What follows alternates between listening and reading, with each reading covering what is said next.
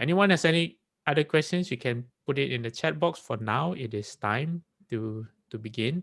Welcome everyone. I'm really happy to be back with everyone. We have Miss Yap, who's going to request the Dharma today. And Miss Yap, are you ready? Yes, I am, Pastor. Okay. So I'm going to forward the slide and you can begin. Immediately. Yes, Yeah, when you're okay, ready. sure. 恭请大德圣听，为此法会及一切众生，请转妙法轮，教导我们如何了生脱失离苦得乐，速证无生。Will the Sangha with great virtue, out of compassion for the sake of this assembly and all living beings, please turn the wonderful Dharma will to teach us how to live suffering and attain bliss, and end birth and death, and quickly realize non-birth. Namo tassa bhagavato arahato samma sambuddhassa.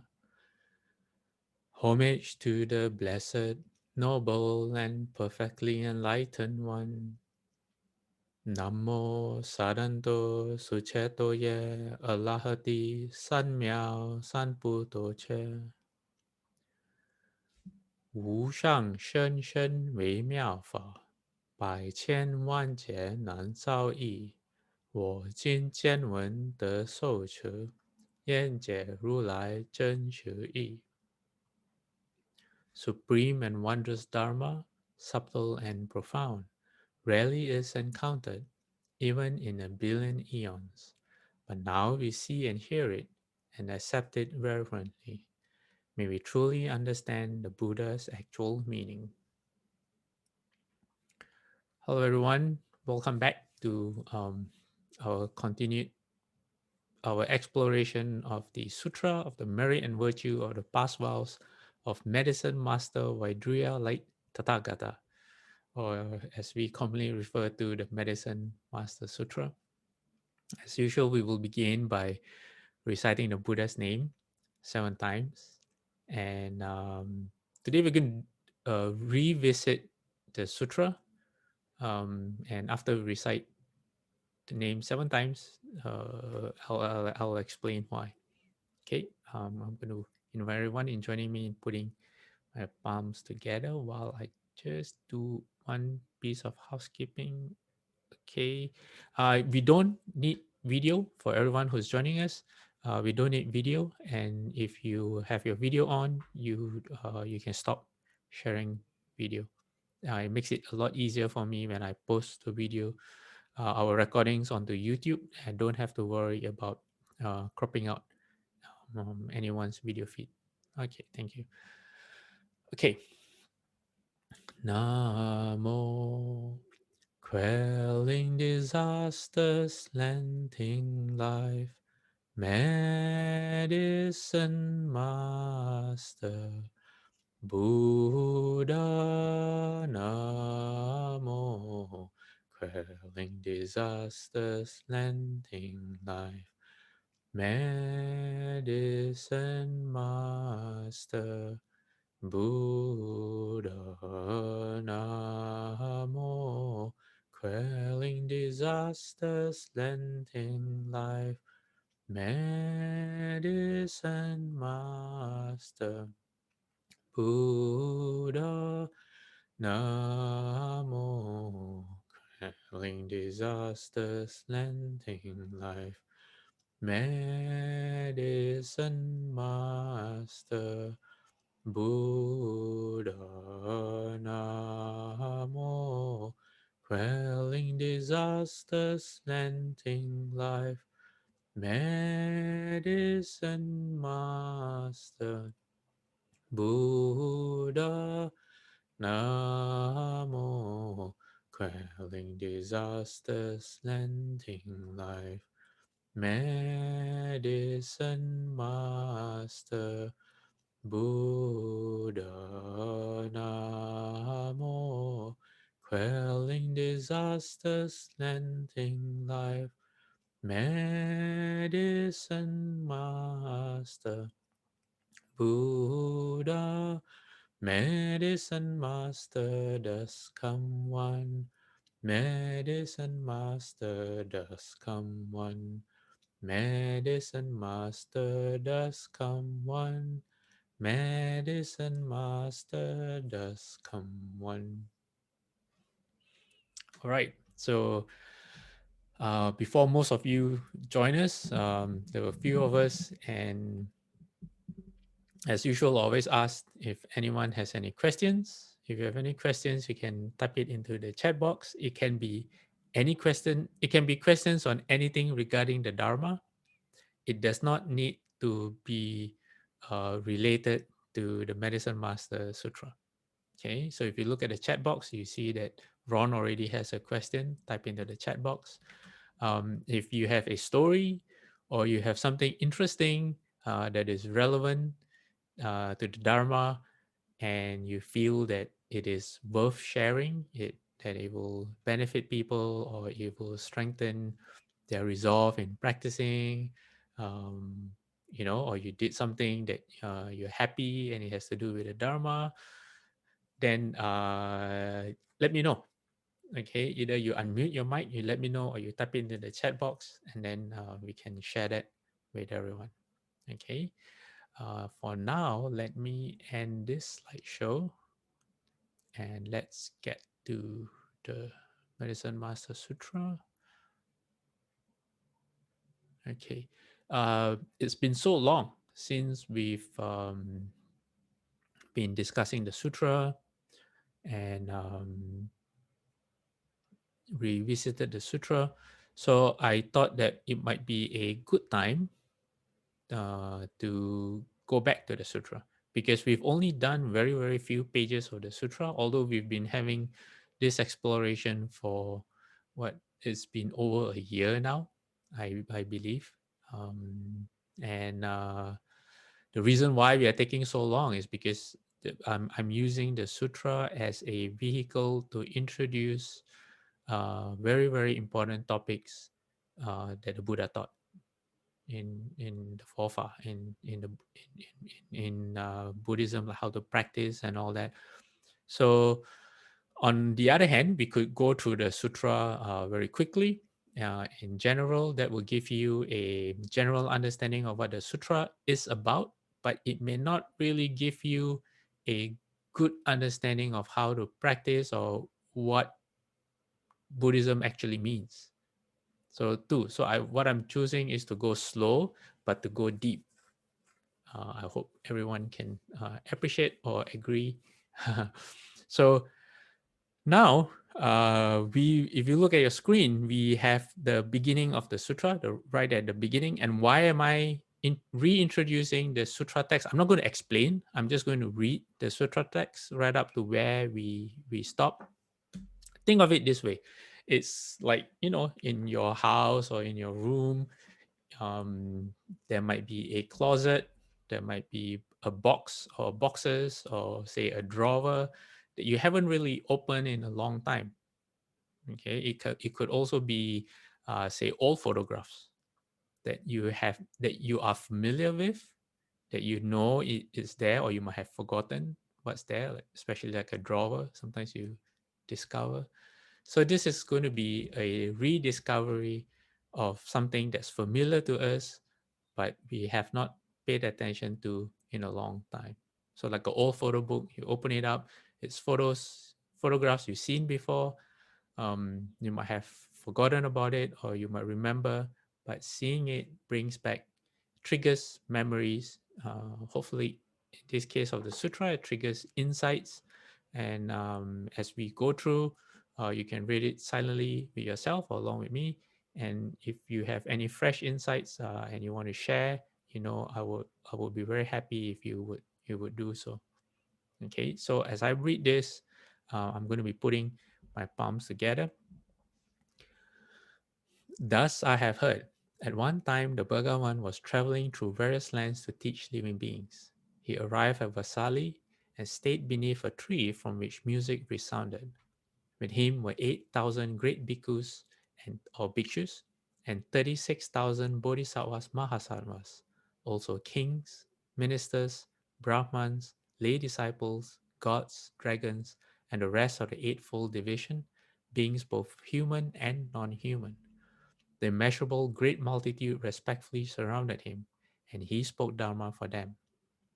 At that time, the Dharma Prince Manjushri, receiving the awesome inspiration of the Buddha, rose from his seat, bowed one of his shoulders, knelt on his right knee, and inclining his head and placing his palms together, said to the Bhagavan, World honored one, we wish you would speak about such dharmas as the Buddha's names, the great vows they made in the past, and their supreme merit and virtue, so that those who hear them will be rid of their karmic hindrances. This request is also for the sake of bringing benefit and joy to the sentient beings in the Dharma image age. The Buddha then praised the pure youth Manjushri. Good indeed, Manjushri. With great compassion, you now request that I speak about the Buddha's names and the merit and virtue of their past vows, for the sake of rescuing sentient beings who are bound up by karmic obstacles, and for the purpose of bringing benefit, peace, and joy to beings who live in the Dharma image age. Listen attentively to my words and reflect on them extremely well, for I will now answer you. So I'm going to take a quick pause here. You can imagine the Buddha right now speaking to you because, as far as we are concerned, we are part of that assembly right now. Okay, that we do not need to be separated by time. The Buddha was speaking, and if you place yourself or you imagine yourself as being part of the assembly, then the Buddha is speaking directly to all of us right now. Okay, all right, I'm going to continue. Manjushri said, Please do speak. We are glad to listen. The Buddha told Manjushri, Passing from here to the east, beyond Buddha lands numerous as the sand grains in 10 Ganges rivers, is a world called pure Vaidurya. The Buddha there is named Medicine Master Vaidurya Light Tathagata, of proper and equal enlightenment, perfect in understanding and practice, well gone one who understands the world, supreme Lord, regulating hero, teacher of gods and humans, Buddha, Bhagavan. Manjushri, when that world-honored one, medicine master Vaidurya like Tathagata, was practicing the Bodhisattva path in the past, he made 12 great vows that enable all sentient beings to obtain what they seek. The first great vow, I vow that in a future life when I attain Anuttara Samyak Sambodhi, my body will shine with dazzling light that will illumine measureless, countless, boundless worlds. My body will be adorned with the 32 heroic features and the 80 subsidiary characteristics, and it will enable all beings to become as I am. The second great vow, I vow that in a future life when I attain Bodhi, my body will be as bright and clear as Vaidura, flawlessly pure, vastly radiant, majestic with merit and virtue, abiding at ease, adorned with blazing nets brighter than the sun and the moon. Beings dwelling in darkness will be illuminated and will succeed in all their endeavors. Okay, I just want to point out there's a typo in the word bodhi on the second line. It should be Bodhi, not Bohdi. The third great vow, I vow that in a future life when I attain Bodhi, I will, by means of limitless, unbounded wisdom and skill in means, enable all sentient beings to obtain an inexhaustible supply of material necessities, so they are without the slightest one. The fourth great vow, I vow that in a future life when I attain Bodhi, I shall lead those sentient beings who practice deviant paths to reside in the way of Bodhi, and those who travel on the vehicles of the hero or Pracheka Buddha to abide in the great vehicle. The fifth great vow. I vow that in a future life, when I attain Bodhi, I shall enable limitless and boundless numbers of sentient beings who cultivate Brahma conduct within my Dharma to perfectly uphold the three classes of precepts without exception. Should there be any violation upon hearing my name, they will regain their purity and not fall in the evil destinies. The sixth great vow. I vow that in a future life when I attain Bodhi, if they are sentient beings whose bodies are inferior and whose faculties are imperfect, who are ugly, dull, blind, deaf, mute, deformed, paralyzed, hunchbacked, or afflicted with skin disease, insanity, or various other sickness and sufferings, upon hearing my name, they shall all become endowed with upright features, keen intelligence, and perfect faculties, and they shall be free of sickness and suffering. The seventh great vow. I vow that in a future life when I attain Bodhi, I shall cause sentient beings who are oppressed by many illnesses and who are without aid, without a place to turn, without a doctor, without medicine, without relatives, and without a family, who are poverty stricken and filled with suffering, to be cured of their sicknesses upon having my name pass by their ear, so they are peaceful and happy in body and mind. They will have a family and relatives and acquire an abundance of property and wealth, and even realize unsurpassed Bodhi. The eighth great vow.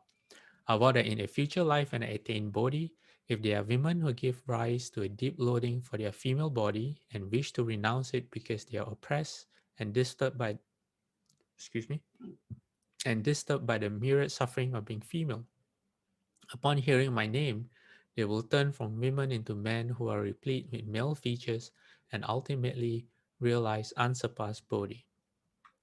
The ninth great vow. I vow that in a future life when I attain Bodhi, I shall liberate sentient beings from the nets of demons and the bonds of external sex.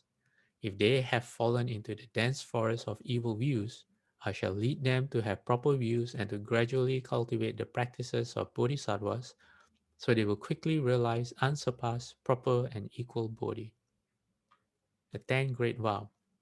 I want in a future life when I attain Bodhi, I shall cause sentient beings who fall into the hands of the law and are bound, integrated, interrogated, whipped, fettered, imprisoned, sentenced to execution, or subjected to endless disasters, hardships, abuse, and humiliation, so that they are torn by grief and distress and suffering in body and mind, to obtain upon hearing my name liberation from all worry and suffering by means of my blessings, virtue, and awesome spiritual power. The 11th great vow. I vow that in a future life when I attain Bodhi, I shall cause all sentient beings who are so plagued by hunger and thirst that they create all kinds of bad karma in their quest for food. Upon hearing my name and single mindedly accepting and maintaining it, to be filled with delicious food and drink, and afterward, by means of the flavor of Dharma, to settle in ultimate peace and happiness. The 12th great vow. I vow that in a future life when I attain Bodhi, if there are sentient beings who are poor and without clothes, so that day and night they are troubled by mosquitoes and flies and by cold and heat, upon hearing my name and single mindedly accepting and maintaining it, they shall obtain all kinds of fine and wonderful garments that accord with their tastes, as well as a variety of precious adornments, flower garlands, fragrant balms, and the enjoyments of music and various kinds of talents, so that their heart's delights will be fulfilled. Um, I'm going to take a slight pause here as I was reading the 12 vows. I realized how, although this was spoken so long ago, at least maybe, let me see, 2,500 years at least, I think, or 3,000. Um, it is, if we look at what's happening in the world right now, all of the vows are so remain really, really relevant. There's so many people suffering right now. Okay, let's continue. Manjushri. These are the 12 sublime and wonderful vows that the world-honored one, Medicine Master Vaidurya like Tathagata, one of proper and equal enlightenment, made while cultivating the Bodhisattva way. Moreover, Manjushri, if I were to speak for an eon or more about the great vows made by the world-honored one, medicine master Vaidurya like Tathagata, when he practiced the Bodhisattva way, and about the merit, virtue, and endowments of his Buddha land, I could not finish. Okay, so now we are moving on to a different, you can say the sutra shifts. So in the beginning, we had the request for Dharma by Manjushri Bodhisattva, and then you could say the second part, or the answer to the first part, is the Buddha introducing Medicine Master Buddha with all his 10 titles to the assembly, and he introduces who Medicine Master Buddha is through his vows, because it is through someone's vows that you can know um, who that person is. It's like your character, your aspirations, your intentions are all reflected in your vows. Okay, and and then now we have moved to like a second, another section of the sutra where the Buddha is now speaking about the pure land of Medicine Master Buddha. Okay, so let's continue. So the Buddha says that Buddha land has always been completely pure. There are no women, no evil destinies, and no sounds of suffering. The ground is made of Vaidurya, with golden cords lining the roads. The city walls, towers, palace pavilions, studios, windows, and lattice work are all made of the seven treasures. The merit, virtue, and endowments of this land are identical to those of the Western land of the ultimate bliss. In other words, Western land of ultimate bliss is Amitabha Buddha's pure land. Residing in that land are two bodhisattvas mahasattvas. The first is called universally radiant sunlight, and the second universally radiant moonlight. They are the leaders among the immeasurable, uncountable host of bodhisattvas in that land, and will be the successors to that Buddha. They are able to maintain the precious treasure of the proper Dharma of the world-honored one, medicine master Vaidurya like Tathagata. Therefore, Manjushri, all good men and women who have faith should vow to be born in that Buddha's land. Okay. And now, after the Shakyamuni Buddha has introduced the pure land of Medicine Master Buddha, he didn't say much about the pure land of Medicine Master Buddha, but not in words, but in meaning, by saying that it is identical to Amitabha Buddha's pure land, which there are other sutras devoted solely to that. He didn't have to say much. He didn't have to, I guess, maybe repeat himself. I'm not sure. Okay, so now there's a shift in tone in the sutra. Okay, let's see what the shift in tone is. At that time, the world honored one again spoke to the pure youth Manjushri, saying, Manjushri, they are living beings who don't distinguish good from evil, who indulge in greed and stinginess, and who knows nothing of giving or its rewards. They are stupid, ignorant, and lack the foundation of faith. They accumulate much wealth and many treasures and ardently guard them. When they see a beggar coming, they feel displeased. When they have to practice an act of charity that does not benefit themselves, they feel as though they were cutting a piece of flesh from their body, and they suffer deep and painful regret. There are other innumerable avaricious and miserly living beings who hoard money and necessities that they don't use even for themselves, how much less for their parents, wives, or servants, or for beggars. At the end of their lives, such beings will be reborn among the hungry ghosts or animals. If they heard the name of that Buddha, medicine master Vaidurya like Tathagata, in their former human existence, and they recall that Tathagata's name for the briefest moment while they are in the evil destinies, they will immediately be reborn in the human realm. Moreover, they will remember their past lives and will dread the suffering of evil destinies. They will not delight in worldly pleasures, but will rejoice in giving and praise others who give. They will not begrudge giving whatever they have. Gradually, to those who come to beg, they will be able to give away their own head, eyes, hands, feet, and even their entire body, to say nothing of their money and property. Okay, so this is where we stop. The last time we had a class, and because I've been reading so much, I'm going to have a sip of water. Let me mute my mic. Excuse me.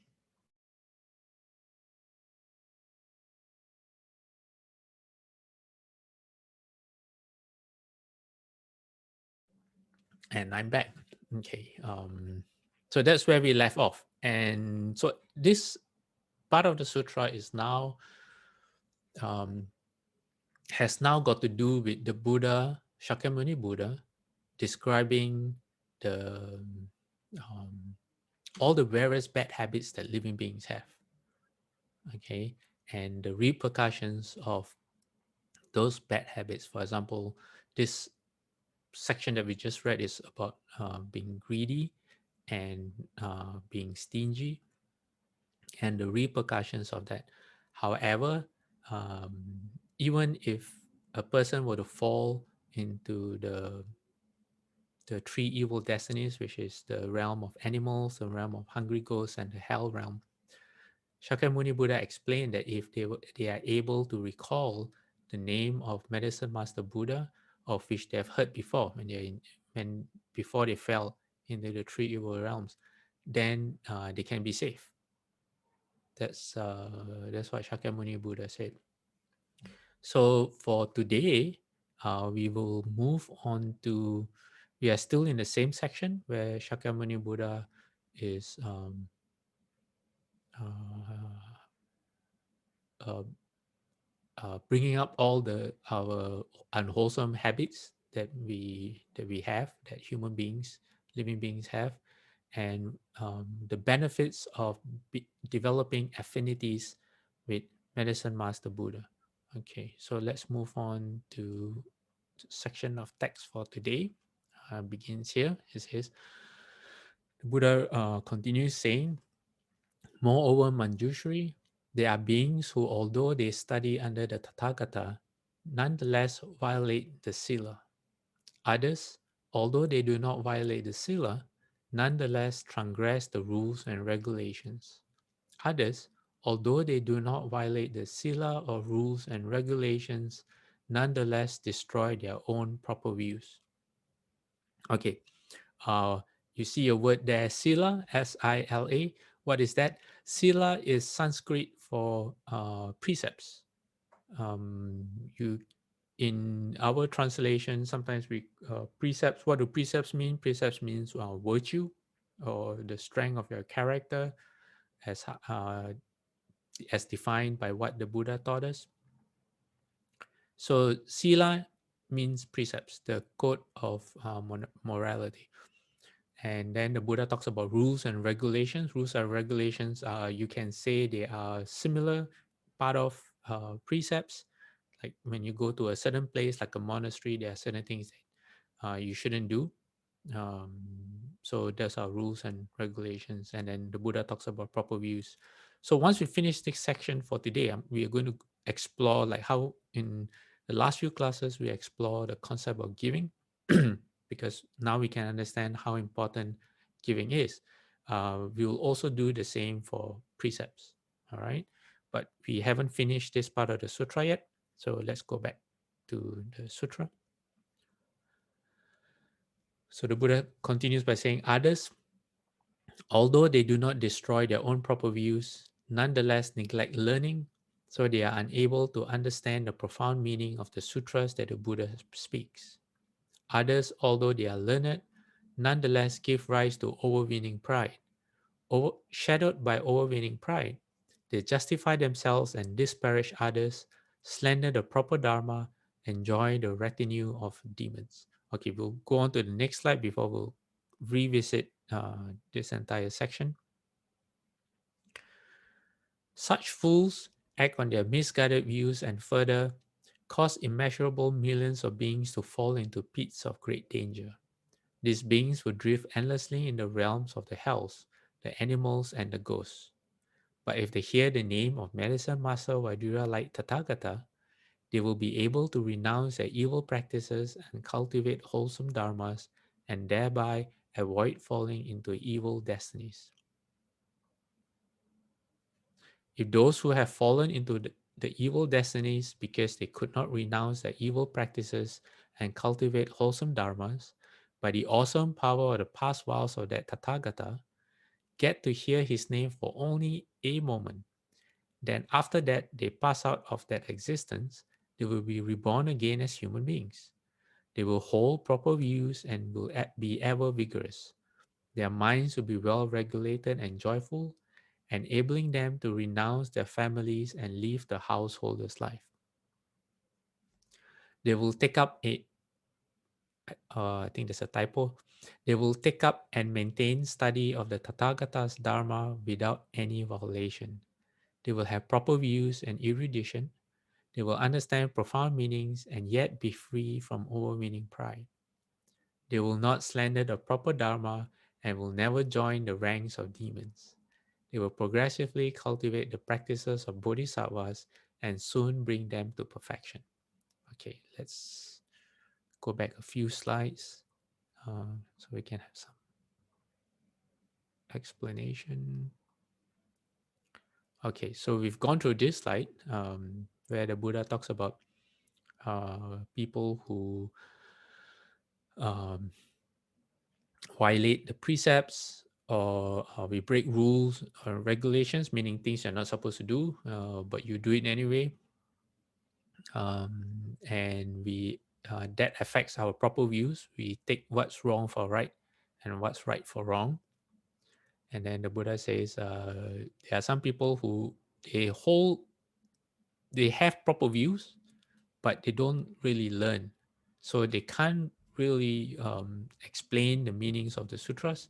At the same time, then, I mean, if you don't really learn, your proper views, maybe, how you say, you may not fully understand proper views as well. And then the Buddha says then, and then, but there are some who do learn, but because they think they know so much, then they become really proud. And by being proud, then they look down on people or they say um, disparage other people, they slander the proper dharma, and the Buddha says these people join the retinue of demons. They think they know more than everyone else and what the Buddha has to say. This kind of happened during the Buddha's time when the Buddha's cousin Devadatta, he kind of did that. He, when the Buddha ate one meal, he said, "Oh, we should be more vigorous." And then I think he and his disciples ate maybe once every few days or once a week or something. So whatever the Buddha did, he wanted to do better or more. Yeah, developing his own dharma or style of dharma. So this happened during the Buddha's time. So the Buddha says, like, such fools act on their misguided views and further cause immeasurable millions of beings to fall into pits of great danger. So these are people who are already confused. They don't really know how you say. They don't really have a sound understanding of what's going on. But at the same time, they influence other people with their how you say, with their understanding. So we can see a lot of it happening right now because of social media. We have a lot of people like in conspiracy theories, things where you yourself do not have first-hand experience. You just hear someone else saying it. You have no proof. You have what how you say, you have no facts to back you up, but because it sounds plausible and you choose to believe in it, if you believe just for yourself, it's fine. But what they do is they share the news. They let um, they spread the news to other people and they influence other people's belief. So the Buddha says, if you do this, especially if you do it with an understanding of the Dharma and you affect people's proper views, then you cause other people to fall as well. So this is really serious. It says, but if they hear the name of Medicine Master Buddha, they will be able to renounce their evil practices and cultivate wholesome dharmas. How can this happen? Well, if you plant really, really good affinities with Medicine Master Buddha, and like for example, as we are all exploring um, the Sutra and Medicine Master Buddha right now, and some of us, hopefully all of us, then try our best. We really try to to follow his vows or to use his vows as an inspiration so that we can come up with our own. We try to change our bad habits, but because of our mixed karma, where either we are through when we are reborn or through influence of other things that we have done in the past, sometimes we stray. At those moments when we stray or when we forget, when we hear Medicine Master Buddha's name again, it um, that becomes the condition for these wholesome seeds of karma that we have already planted to arise. And it reminds us of, hey, you know, we may not be consciously aware. It comes as a feeling that, I've had enough of this. I want to change. I want a better life. I want to be happy. And I recognize that all these things I'm doing are only harming myself and people around me. It comes very naturally. There's no one forcing you, and you want to do it yourself. Just like for a lot of you right now, you have this wish to develop wholesome, skillful habits. No one's telling you to do it. You just know that it's a good thing that you should do. Yeah. And then the Buddha says, what if they have already fallen into the evil destinies? Then at the same time, even if they hear Medicine Master Buddha's name only for a moment, then after they pass out of that suffering, after that suffering ends, they will be reborn again as human beings, and not just being reborn as human beings, but you will have proper views, and you will always be vigorous. Your minds will be joyful, and all the good things that helps you be able to practice, which is exactly what he says in this next slide. It says, take up, maintain study of the Dharma without transgressing the Dharma.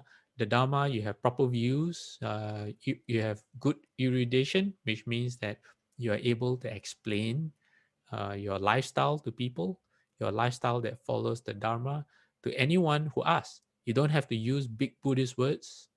You are able to, if your neighbor is a Muslim and your other neighbor, say, is a Catholic, you are able to explain why you don't eat meat in a way that they can understand.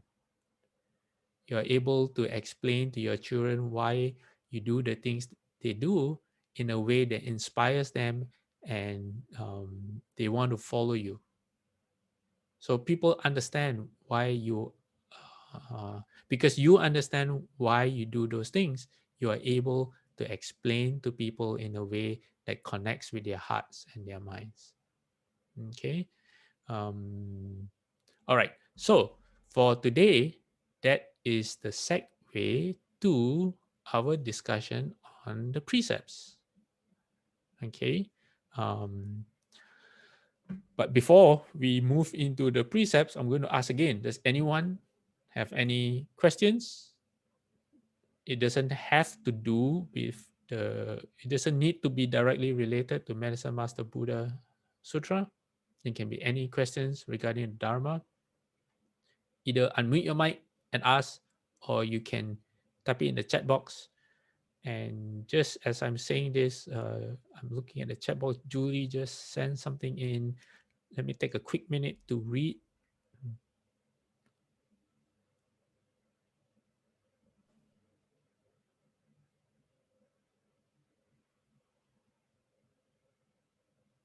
Okay, Julie, you want to share this?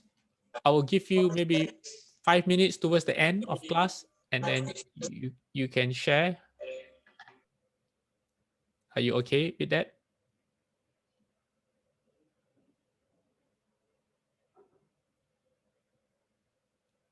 Okay, Julie, if you can hear me, you can type in sharing in chat box only. Amitofo. Okay, then I'll share on your behalf towards the end as we take more questions. Anyone else with same with stories or questions? If you don't want to ask right now, you can type it in the chat box. All right. Thanks, Julie. Okay. Let's look at precepts and why we should be spending a bit of time talking about precepts. Okay. There's a sutra called the Maha Parinibana Sutta. Okay. This is the last sutra the Buddha spoke before he entered nirvana. Before so it's one of my favorite suttas because it's very poignant. It describes the Buddha's journey towards his last place of rest, the meal that he ate, the instructions that he gave. So this excerpt is from part 6. It's called Passing Away, and under the header of the Blessed One's final exhortation, meaning the Buddha gave a list of final um, instructions to to his disciples. That means including us as well. So the Buddha was speaking to Ananda. The Buddha said, "Now the Blessed One spoke." The sutra goes, "Now the Blessed One spoke to the Venerable Ananda, saying, 'It may be, Ananda, that to some among you the thought will come. Ended is the word of the Master. We have a Master no longer. But it should not, Ananda, be so considered. For that which I have proclaimed and made known as the Dharma and discipline, that shall be your Master when I am gone.'" So the Buddha is very, very clear. He says, after I'm gone, don't think that you don't have a teacher anymore, because I have given you the Dharma, which is his teachings, and I've given you the discipline. Discipline meaning the under the teachings, there's a section on what monks and lay people should do and should not do. So these are precepts and the rules of regulations. And the Buddha said, I've given you that. So that shall be your master when I'm gone. That's the Buddha's, one of the Buddha's final instructions to all of us. So in last week in another class, not the Medicine Master Buddha class, someone actually asked, he said, how can we be like the Buddha? Because we were doing the Six Petrak Sutra, and in one of the passages, it talks about returning to the mind. And what is the mind? The mind is the Buddha. It says, how can we return to something which we are not? It says, I don't know what the Buddha really is. How can I be like the Buddha? So this passage makes it really clear by uh, by practicing according to the Dharma and the discipline, which means that you cannot be lazy. If you do not explore the sutras or the Dharma and you do not maintain the precepts, then you know you it is as good as you have no master at all. You are not an actual Buddhist. You can kind of say that. Yeah. Okay. So in the Sutra in 42 sections, I believe this is Shufu's commentary. Shufu says, if you understand the precepts, then you can delve deeply into all Buddha Dharmas. If you do not understand the precepts, then you will be like a cloud floating in the sky with no foundation at all. Okay, so this is why we are taking some time to really understand the precepts. Everyone, I believe everyone in this group and everyone who's going to be listening in the future will know what the precepts are. You can Google, what are the precepts. Which will go into detail. There's the 5 precepts, the 8 precepts, 10 precepts, and then you have the Bodhisattva precepts for lay people. Which are 2 kinds, and then you have the monastic precepts. You can get all of these texts online. But how do you understand beyond the words? Meaning, what are the spirit of the precepts rather than what do the precepts actually mean? For example, one of the Bodhisattva precepts is it says that if you are traveling in a group, why I'm using this as an example, because I could not figure out this precept for a long, long time. So at CDTB, and for not just CDTB, but as for Mahayana monks and nuns, as far as I know, when you get ordained as a monk or a nun, when you get the monastic precepts, which is about 248 for men, for monks, and let me see, I think it's 352, 350 roughly, give or take, for nuns. At the very next day, you also take the 10 major and 48 minor Bodhisattva precepts. So one of the Bodhisattva precepts is, if you travel in a group and someone falls sick, you do not, how you say, just abandon that person and go on your trip. You do not say, oh, well, I already paid for the rest of my tour, and you are sick, and that's kind of your problem. I hope you recover, but I need to go continue the rest of my trip. You don't say that. Okay. But I did not understand why. I mean, I could kind of see the reason why, but it wasn't something that connected with my heart. I actually thought it was a very inconvenient precept. After you take the Bodhisattva precepts and before you study. So when I studied that precept, among others, I thought it was very, I imagined myself in such a position, and I just thought, oh, it's so inconvenient. Is if someone falls sick, you're on the tour, someone falls sick, then it's that person's bad luck. And what has it got to do with me? That's so selfish, right? It's such a selfish way, because you're only thinking about yourself. So usually when I have doubts about the Dharma, it, uh, because my understanding is not very good, I have the question. The question remains in me for some time. Like some questions takes me years and years to finally figure out. Sometimes I think about it, sometimes I forget about it. Probably I forget, which is why it takes so long for me to figure it out. So it was only not too long ago, uh, a few years after taking the Bodhisattva precepts, that a thought occurred to me. I said, says, what if I go on a tour and the person that actually falls sick is someone that is very important to me, like say my mom, or my brother, or a good friend, someone that I care for, then it it I uh, I would naturally be with that person. It wouldn't even occur to me to say, okay, bye bye. I need to go for the rest of the tour that I already paid for. It's unthinkable for that to happen. At least in my case, I feel.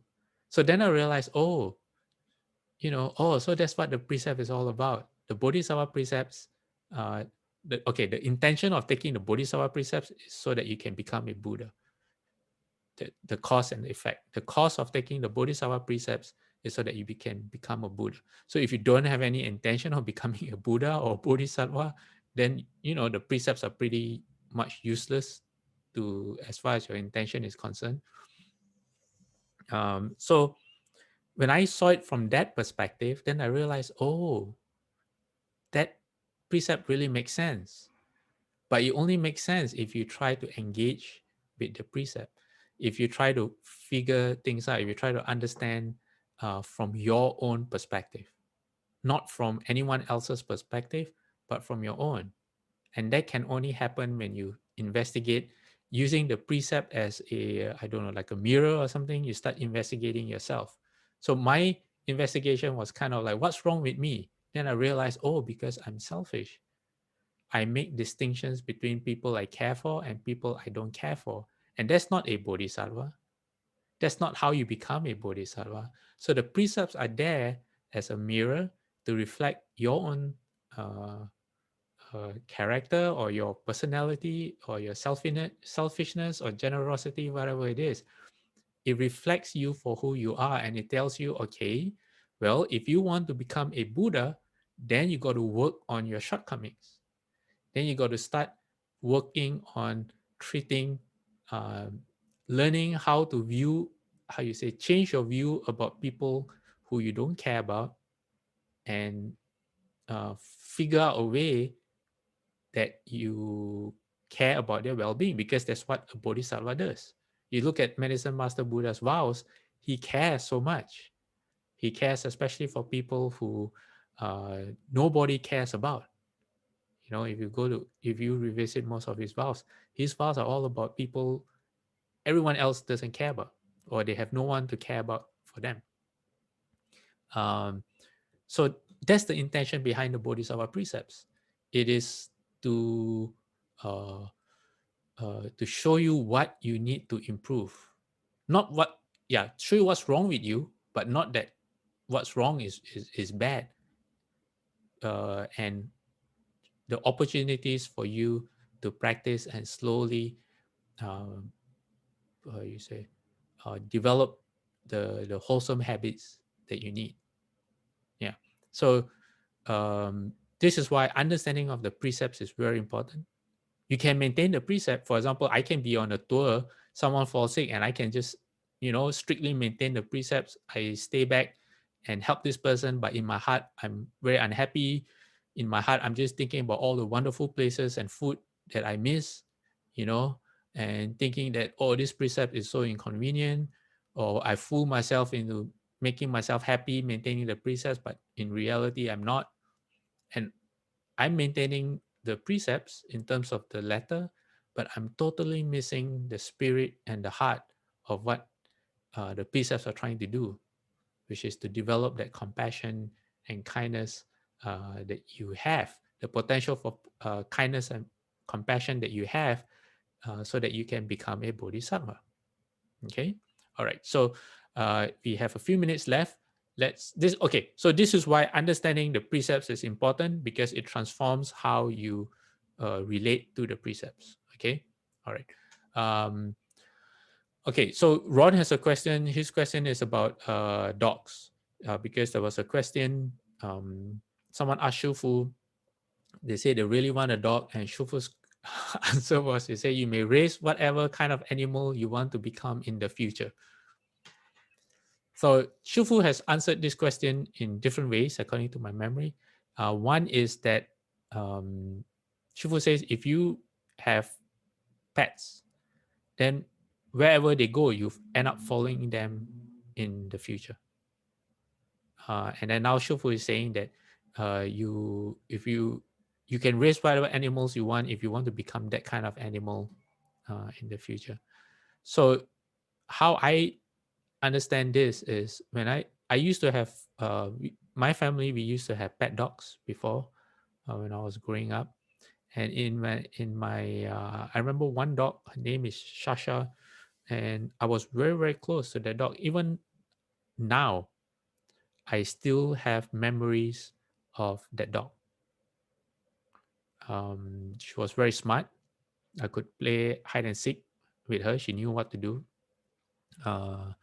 And how you say, just like people and their pets, I felt that there was I was very close to that dog. We had like a special bond or something.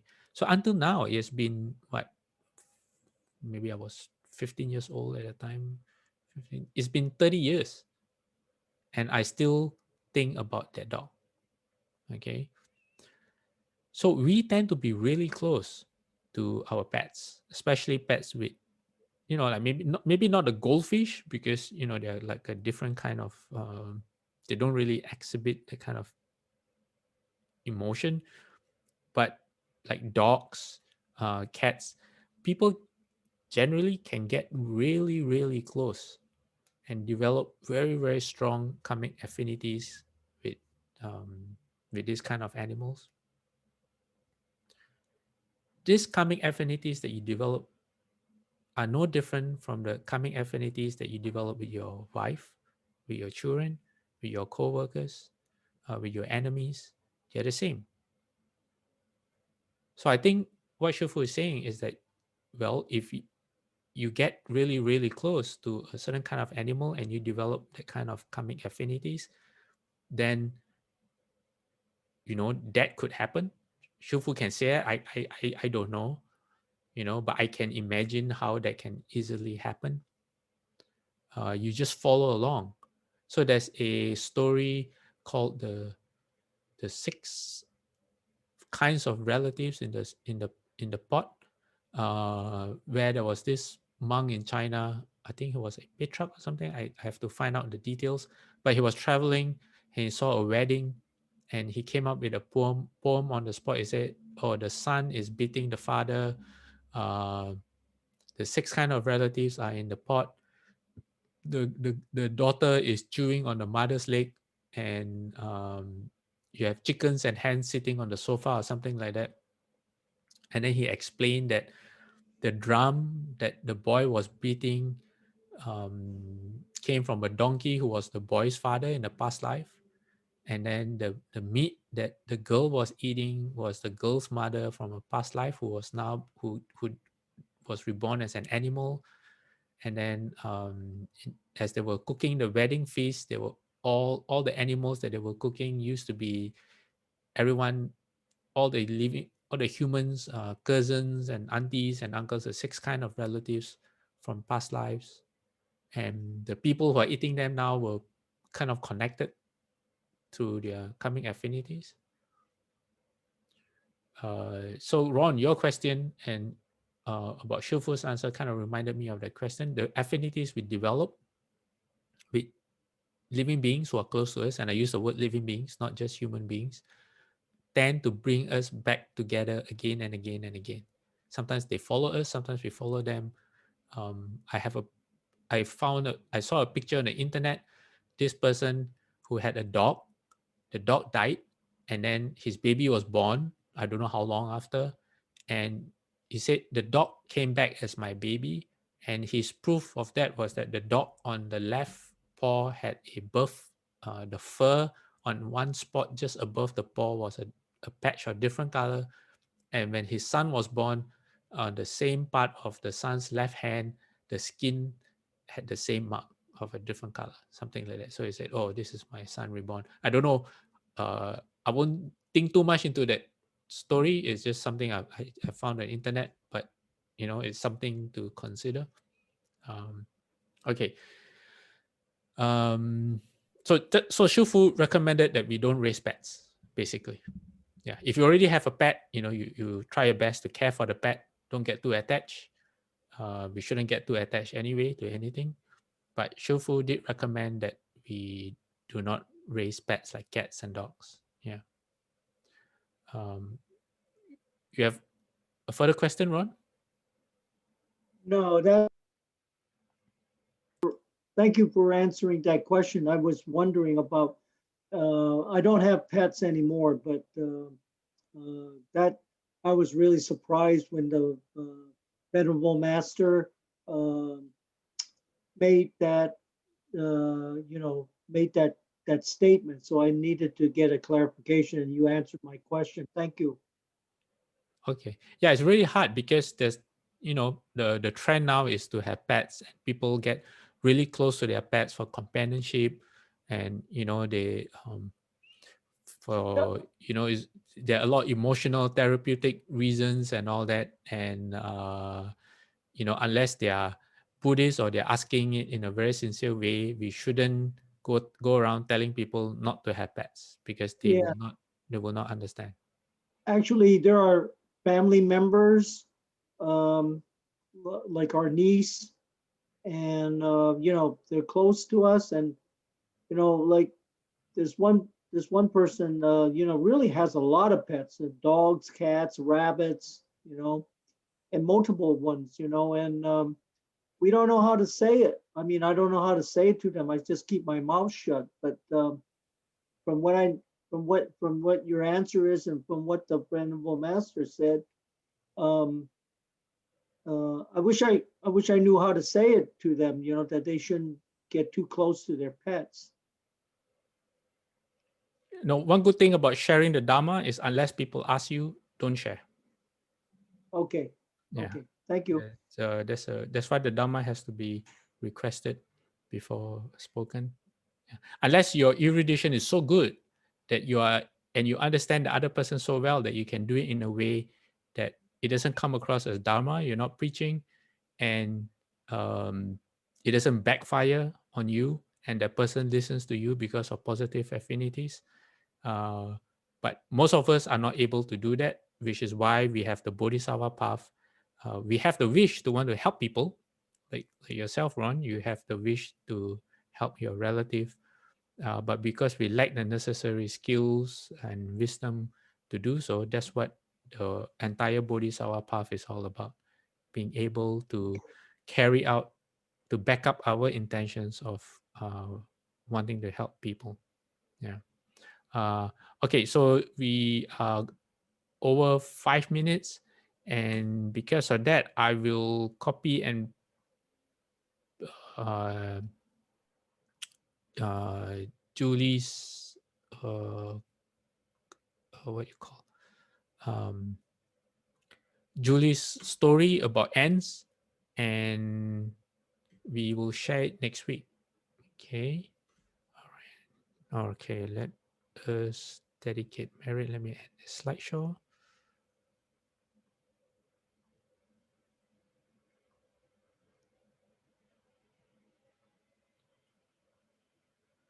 Okay.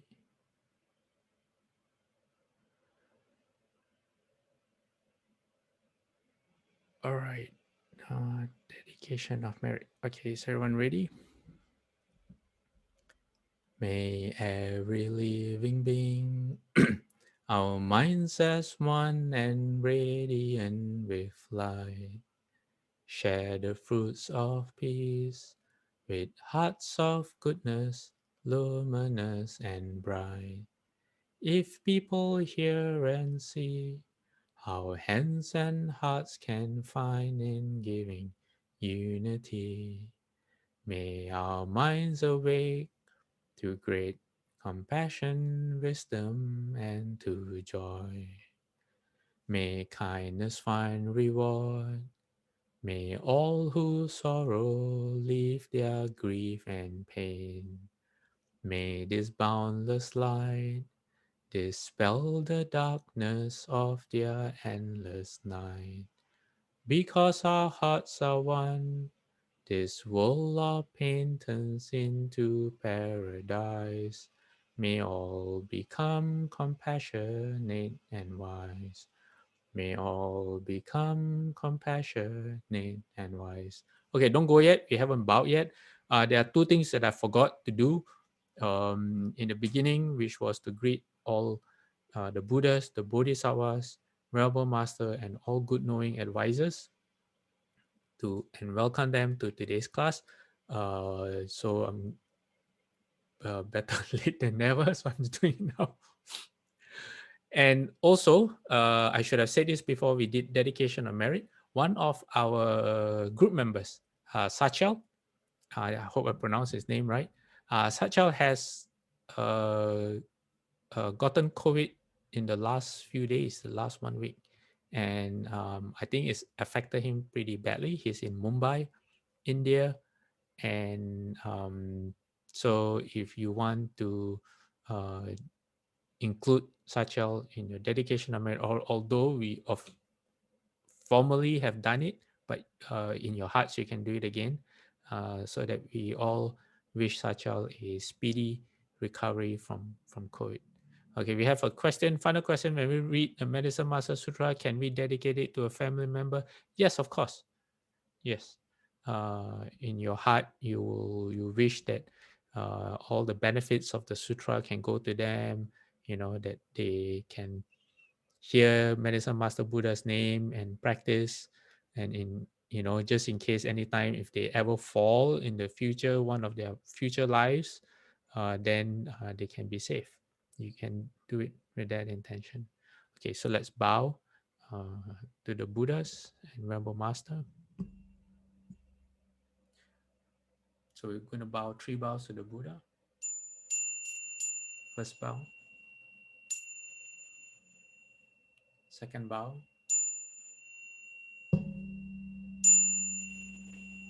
Third bow.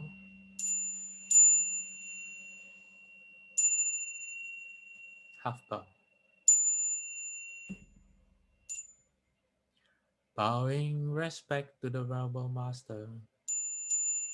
First bow.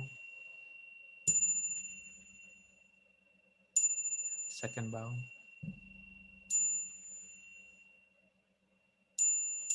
Third bow. Half bow. Okay, everyone. Thank you for joining us this week, and we will see you next week. Okay, bye bye.